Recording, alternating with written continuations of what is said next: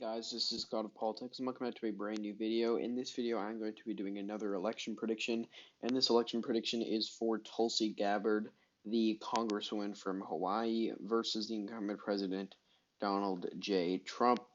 Now, I know Tulsi Gabbard obviously is not going to get the nomination at this point. According to 538, she has like a 1 in 100 chance, less than 1 in 100 chance. So she's not going to win the nomination, but this is assuming that in some way maybe Joe Biden and Bernie Sanders both have a heart attack on the debate stage, and Tulsi Gabbard is just crowned nominee, which is not going to happen. If that even happened, somebody else would step in and take the nomination. But we're going to do the election prediction if she is somehow able to win the nomination. Maybe she gets momentum somewhere. It's not going to happen, but we'll do the election prediction based off of if she would anyway. So we'll start off with these safe states, as always. Utah, North Dakota, South Dakota, all of Nebraska except the 2nd District, Kansas, Oklahoma, also Texas would be safe, Louisiana, Arkansas, Missouri, Iowa would be safe, Mississippi, Alabama, Tennessee, South Carolina, Kentucky, West Virginia, Indiana, and actually, no, we won't put Iowa as safe just yet. But those are all these safe states for Donald Trump, as well as Maine's 2nd District. And then for Tulsi Gabbard, she would win the Pacific States safe, just due to the fact that she's from Hawaii. She would also win Illinois safe, New York, Vermont, Massachusetts. She would win D.C., Maryland, and that is going to be all the safe states. So Tulsi Gabbard has 154 safe electoral votes. Donald Trump has 164 safe electoral votes. Now we'll do the likely lean and tilt states. First, starting with the state of, we'll start with Maine. I think Maine's 1st District will go lean, which will then put Maine at large at a lean for Donald Trump, flipping Maine at large. I don't think she'd do very well in the Northeast. Also lives in the state of New Hampshire, i.e. tilt margin. Now, this would be a very close state, but the fact that Tulsi Gabbard is from the other side of the country and just has ideas that are very liberal socially and economically, not on all things socially, but she is pretty socially liberal on some things, not as much as some of the other Democratic candidates, but particularly the Medicare for all, things like that. She'd lose the state of New Hampshire because of that. And also just some of the things about Russian asset, all that stuff would turn off voters in Rhode Island, Connecticut, New Jersey, and Delaware. These states, she doesn't have much name recognition. She wouldn't be able to turn out the voters that she needs, the suburban voters, people like that. Or they would just go to Donald Trump, and we have seen that these states have been trending a little bit towards Donald Trump or to the Republicans in general. Then we'll go over here down to Virginia. I think Virginia, Tulsi Gabbard is very anti-establishment. She hates the establishment. She hates the DNC. She will do anything to try and destroy them, and Virginia would not like that. I don't think. Virginia is a very establishment state. Fairfax counties, those kind of areas, and because of that reason, Donald Trump would be able to win that state. North Carolina would go by a likely margin. Also, Georgia would go by a likely margin.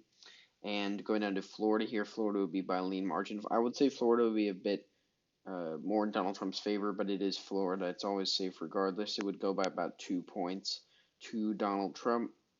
But yeah, all 3 of these states down here, they have heavy black populations, and I don't think Tulsi Gabbard would do too well with them. I'm actually not sure how she would do, but I don't think she'd do as well as someone like Joe Biden or even Bernie Sanders, who doesn't do too well with black people, but does a bit better than Tulsi Gabbard has done, although she gets 0% in all the results anyway. Going down to New Mexico, I think it would be lean to Tulsi Gabbard, as well as Colorado being lean. These states could be closer, especially Colorado, due to the fact that she isn't as socially liberal on things like abortion, gay marriage, those kind of things. That many of the liberals might not like but they would like the economic plan she has. I think she's endorsed Medicare for all, things like that, so she would win that state. Although Arizona would go by a lean it would go by lean margin, but it would be like 4.5 to 5 points, just due to the fact that Tulsi Gabbard wouldn't be able to get the suburban vote, anything like that. Nevada would also go by a tilt margin. I don't think Tulsi Gabbard would turn out the Latino vote, although she is anti-abortion on a lot of things. I don't think she'd be able to turn out the Latino vote, especially in the suburban vote, from Clark County, which is the largest county in Nevada. I think she'd lose the state just marginally because of that.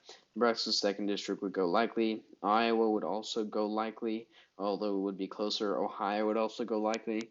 For some people like Bernie Sanders, I put these as safe states, but I think that the fact that she's very isolationist, she's very nationalistic, anti-establishment, might actually bode well for her in these states, making them a little bit closer. They should win Minnesota tilt.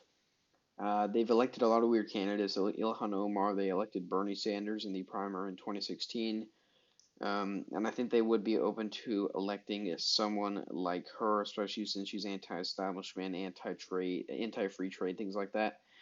Pennsylvania would be tilt, Wisconsin would be tilt, and then those states would be tilt Donald Trump, because I think they could actually be very close states due to the fact that Tulsi Gabbard, her economic views align very much with Bernie Sanders on a lot of things, but she's a bit more extreme in her hate for the DNC and her isolationist policy. She's against free trade, against things like NAFTA, which you could argue hurt those Rust Belt states.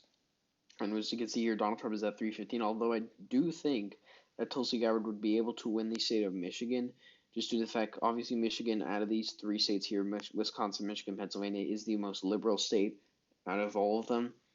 It went to Obama by 17 in 2008, and I think about like 10 in 2012. But the fact that she's against all these trade deals, she's a bit more socially conservative, although not as much as a conservative in general, but she is more conservative on these social issues. I think it could attract a lot of voters from the Rust Belt area. I think that she could resonate with them in some ways, but overall she would lose pretty badly, even obviously worse than what Hillary Clinton lost by, because she would the state of New Hampshire would flip, Virginia would flip, Nevada would flip, although the state of Michigan would flip to her column. Something that Hillary Clinton couldn't do because she does hate Hillary Clinton, as a matter of fact. But yeah, this would be the map. Tulsi Gabbard, I don't think would run a very good campaign just due to the fact that the DNC would not be behind her. Although I do think that the voters in the Rust Belt are a bit more independent of that. They'll vote based off of the policies that they have. And that's why I think that the state of Michigan could elect Tulsi Gabbard, and Wisconsin and Pennsylvania being closer.